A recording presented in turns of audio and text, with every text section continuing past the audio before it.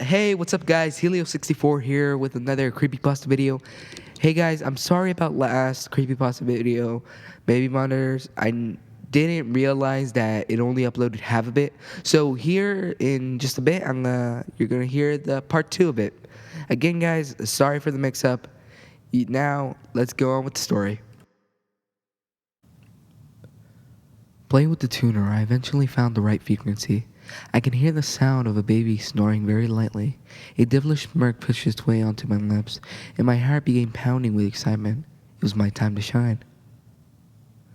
I am watching. I whispered into the monitor, using the creepiest voice I could muster. The house remained dark and lifeless. I figured one of the homeowners hadn't heard me. I stand over your bed, watching, waiting. I will get you.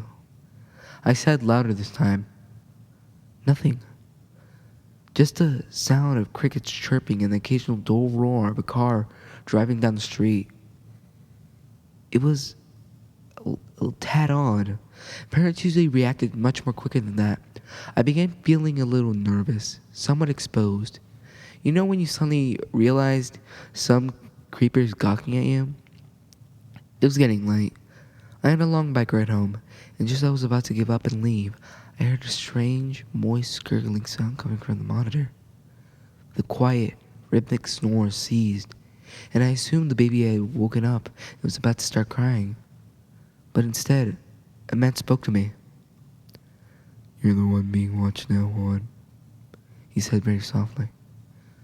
My stomach pirouetted at his words. How did he know my name? I felt sick.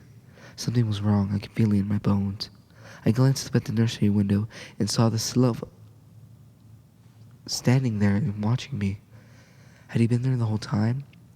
The air was thick and difficult to inhale, though perhaps fear was making it hard to breathe. My body quivered uncontrollably as a sense of dread poured into my every inch of being. I climbed into my bike and began pedaling desperately to get away. Part of me thought I was overreacting, but the overwhelming need to flee overpowered my rational mind. "You can't run. I know you live, Juan," continued the man, even though as I turned the corner. I flew down the street, not stopping until I reached the busy boulevard. Surrounded by cars and a few late-night joggers, I felt safe. "Your hoodie will run red with your blood, boy," whispered the man, still talking through the baby monitor in my pocket. A passerby gave me a nasty look as I yelped loudly in fear, practically ripping my hoodie into a frantic attempt at removing it. To a stranger, I must have looked like some snotty kid tripping balls or something. But he didn't know I was genuinely in distress, so I don't blame him for walking off with an insulted huff. Though, I wish he had offered to help me instead. After stuffing the hoodie into my pocket, I noticed my name scrawled onto the back. It was my fucking school jacket. No wonder that bastard knew my name. Then it occurred to me. Baby monitors were fairly short-ranged, so obviously I was being followed. I nervously glanced around to try to identify my stalker. Was it the empty-looking van down the street?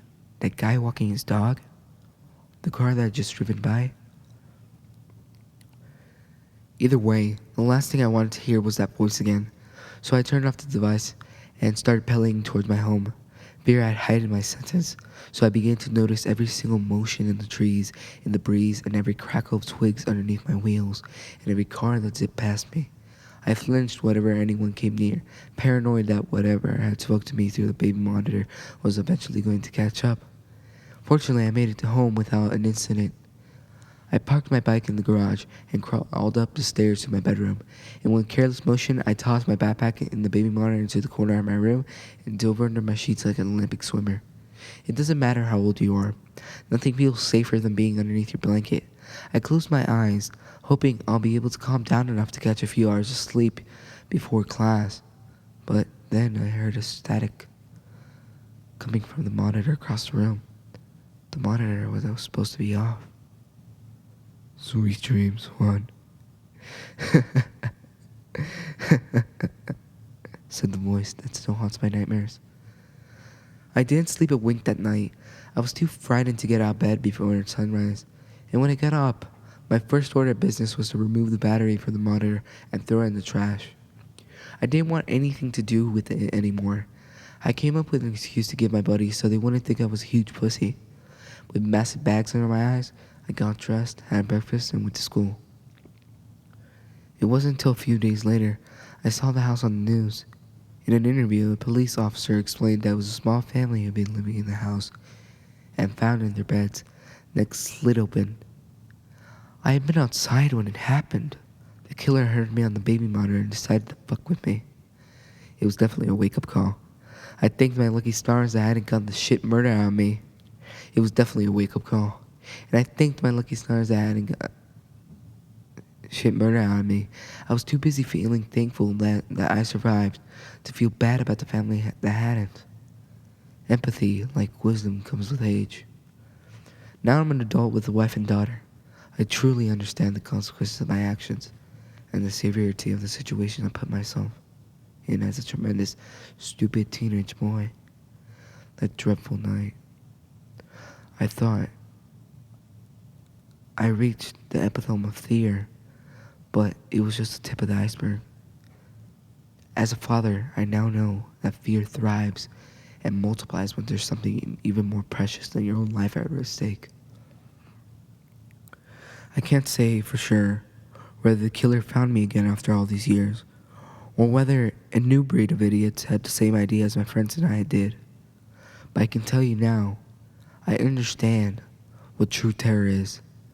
Last night, I heard something on a baby monitor that sent chills to my very soul, shackling me with paralyzing fear that I doubt will ever leave me again.